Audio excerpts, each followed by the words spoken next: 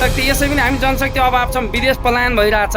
हामीलाई एउटा जनशक्ति पोटो गर्न कति समय लाग्छ, पोटो गरेर जनशक्ति टिकाउन सकिरहेको छैन। त्यसमा पनि सरकारले आफै नै हामीलाई पोलिसी बनाएरै लखड्दैछ। त्यो भएर यो देशमा औद्योगिक मैत्री नीति छैन। यो सरकार पनि जहाँसम्म लाग्छ मलाई औद्योगिकलाई प्रोत्साहन दिने किसिमको छैन।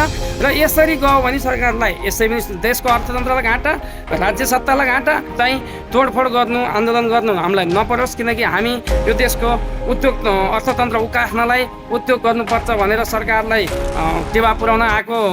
उहाँ हुनुहुन्छ मानव केसीज्यू, सहसचिव काठमाडौँ मुद्रण उद्योग सङ्घका हुनुहुन्छ।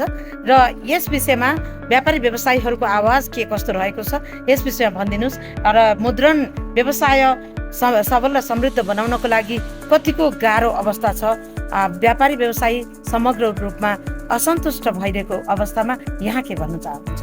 नमस्कार, म मानव केसी, काठमाडौँ मुद्रण उद्योग सङ्घ। खासमा यो नेपाल सरकारलाई कस्तो परिपाटी नेपालमा के बस्यो भने हामीले उत्पादन नगर्ने, अरूले गरेको उत्पादन हामीले बढी प्रयोग गर्ने र अरूको उत्पादन हामीले गरेको उत्पादनलाई प्रोत्साहन पनि नदिने। जस्तै नेपाल सरकारको पोलिसीमा पनि के छ भने हामीले बाहिरबाट प्रिन्टिङ गरेर बुक ल्यायौँ भने भन्सार तिर्नु परेन। जस्तै हामीले यहाँ बाहिरबाट कागज ल्याउँछौँ नि, जुन छाप्नलाई कच्चा पदार्थ ल्याउँदा 13% भ्याट, 15% भन्सार गरेर 28% चार्ज तिर्न पर्ने।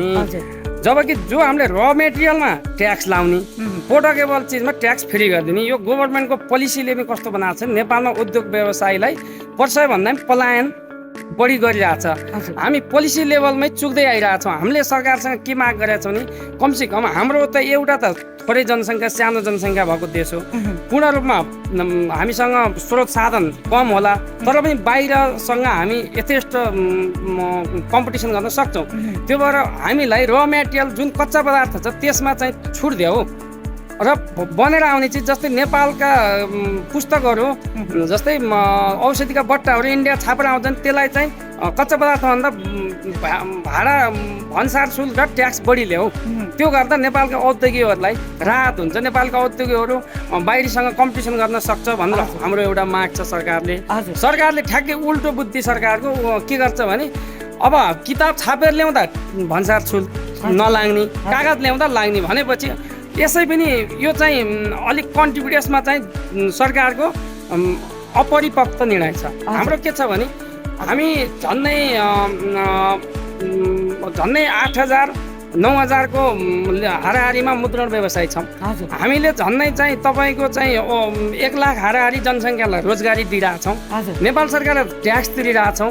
गभर्मेन्टलाई त हामीले त एकदम सहयोग गरिरहेछौँ नि त हामीले व्यापार बिजनेस। तर गभर्मेन्टले कस्तो छ भने यहाँको बिचौलियाहरूलाई प्रोत्साहन दिने गरेर 2-4 जना बिचौलियाको प्रलोभनमा परेर बिचौलियाको ट्यागमा के गर्ने नि यहाँ ल्याएर अर्डर ल्याउने, इन्डिया गएर किताब छापेर ल्याउने, यता भन्सार छुट पनि लाएन, उता कागज पनि सस्तो पर्ने। त्यो गर्दा नेपालमा त सस्तो आउने भयो।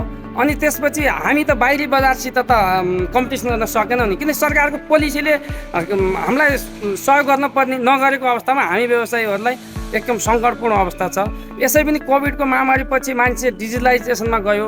डिजिटलाइजेसन गइसकेपछि एउटा मान्छे पढ्ने ट्रेन्ड बिग्रिँदै गयो। त्यो गर्दा पनि पुस्तक लेखन राइटरहरू, प्रिन्टिङ व्यवसायलाई अलि असर परेको छ। यसलाई सरकारले संरक्षण गर्नुको बावजुद नगरेर अब सीमित व्यक्ति र बिचौलियाको प्रलोभनमा परेर हामीलाई भन्सार बढाउने, कच्चा पदार्थ ल्याउँदा ट्याक्स बढी लाग्ने, अनि बाहिरबाट पोटो गरेर ल्याउँदा ट्याक्स छुट दिने गर्ने। यो चाहिँ अहिलेको अर्थमन्त्रीको विशेष यसमा भूमिका रहेको थियो।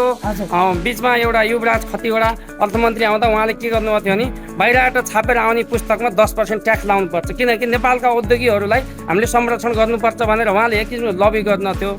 उहाँको कार्यकाल समाप्त भएपछि विष्णु पोखरेलको कार्यकालमा आएर उहाँले चाहिँ बिचौलियाको प्रलोभनमा परेर यसलाई चाहिँ हटाएर कच्चा पदार्थमा ट्याक्स लाउने, पोर्टोकेबरमा नलाउने गर्ने स्वार्थ पुरा गर्नको लागि।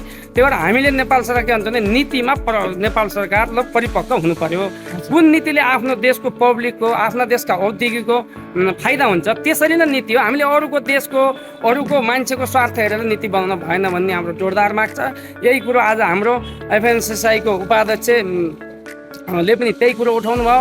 हाम्रो चाहिँ डिबी बस्नेतज्यूले पनि त्यही उठाउनु भयो। महासङ्घका अध्यक्ष विष्णु तिवारीले पनि यही हो समग्र व्यवसायको के छ भने सरकारले हामीलाई उद्योगीमाथि वातावरण बनाएन। यसै पनि काठमाडौँ महानगर स्थानीय निकायले यसै पनि हामीलाई प्रचार दिइरहेछ। यसै पनि चाहिँ यहाँ उद्योग गर्नुहुन्न भनेर लखट्ने काम भइरहेछ। त्यसमा नेपाल सरकारले पनि हामीलाई चाहिँ एकदम राहत नदिएर अझै पीडित बनाउने काम भएछ। यसको कामको अन्त्य हुनुपर्छ र उद्योगीलाई सम्मान गरिएन भने त्यसको अन्तर्तन्त्र अगाडि बढाउन सकिँदैन। जहाँ उद्योगीलाई निराश बनाइन्छ त्यहाँ राज्य संयन्त्र पनि अगाडि बढ्न सक्दैन भन्ने हाम्रो नेपाल सरकारलाई यही छ आग्रह। दर्शकवृन्द, यति धेरै असन्तुष्ट व्यक्त गरे पनि सरकारले कहिले पनि व्यापारी व्यवसायीहरूको माग पूर्ति नगरेको अवस्थामा एफएनसीसीआई, सीएनआई तथा एफओइन तथा सम्पूर्ण व्यापारी व्यवसायीहरूको सङ्गठनहरूले के डेलिगेसन नगएको होला त, के उहाँहरूले आफ्नो तर्फबाट फाइल नबुझाएको होला त? सरकार परिवर्तनसँगै पनि उहाँहरूले आफ्नो माग कुनै पनि पूर्ति नगरिकन मौन रहने परिपाटीले गर्दा सम्पूर्ण व्यापारी व्यवसायीहरू भएको लगानी उठाउन नसक्दा नयाँ लगानीको उहाँले गर्ने वातावरण पनि नपाउँदा यो देशमा अब चाहिँ कसरी व्यापारी व्यवसाय भएर बाँच्ने होला त भन्ने कुराको यहाँ प्रश्न हर नागरिकमा उठिरहेको छ। मानव केसीज्यू, हाम्रो यो परिपाटी त हटाउन त गाह्रै छ, कसरी बाँच्ने र कसरी अब सरकारले कान सुन्ने बनाउने? के तपाईँहरू डेलिगेसन नजानु भएको हो त? यस विषयमा प्रश्न पारिदिनुहोस्। हामी डेलिगेसन धेरैचोटि गयौँ। हजुर, हामी पहिला हाम्रो डाइरेक्ट मन्त्रालयमा नगएर हामी नेपाल उद्योग वाणिज्य महासङ्घ एफएनसीसीआईको मातहत गयौँ, सिएनएलाई भन्यौँ, हाम्रो चेम्बरमा पनि कुरो लयौँ, हाम्रो संस्था आफ्नै नेपाल मुद्रण उद्योग महासङ्घमा कुरो उठायौँ।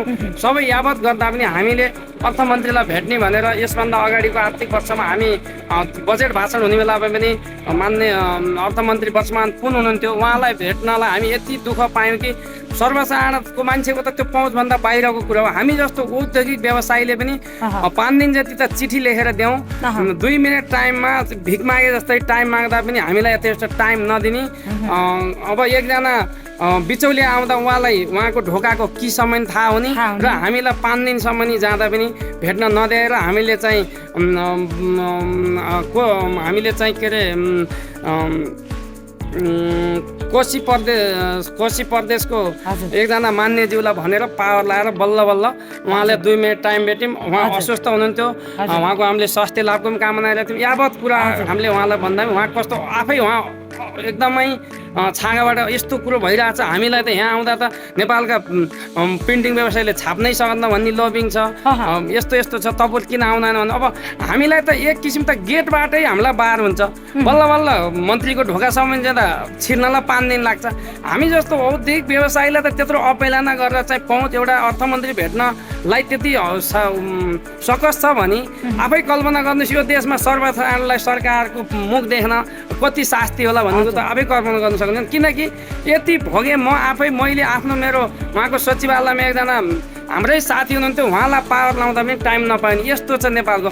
किनकि उहाँहरूले जहाँ हो ग्रास रुटमा उहाँहरूले कुरो सुन्नै खोज्नुहुन्न। के भन्छन्, ग्रास रुटमा यथार्थ हुन्छ। उहाँलाई त 2-4वटा उहाँका चाहिँ आसेपासेहरूले मान्यज्यू एकदम ठिक छ, यो होइन ऊ होइन भनेर जुन कान भक्यो उहाँहरूले त्यही अनुसार पोलिसी बनाउँछ। त्यो भएर यो देशमा औद्योगिक मैत्री नीति छैन।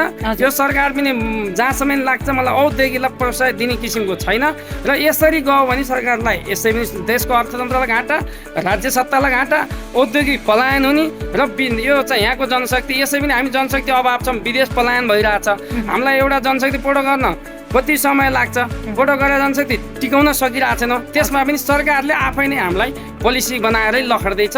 अब यो कहिलेसम्म जारी रहन्छ यसको चाहिँ हामी घोर विरोध गर्छौँ, यो हुनुहुन्न। देशको युवा लखट्ने परिपाटी अनि देशका चाहिँ सक्षम भएका त्यस्ता कृमि नागरिकलाई लखेट्ने परिपाटी मात्र नभएर अब मानवजीको कुरा अनुसार चाहिँ एउटा लगानीकर्ता, एउटा उद्यमी व्यवसायी इन्टरप्रेनर्स भएर यो देशकै एक नागरिक भएर बाँच्छु भन्ने मनस्थिति भएका नागरिकले पनि पलायन हुने अवस्था आइसकेको छ।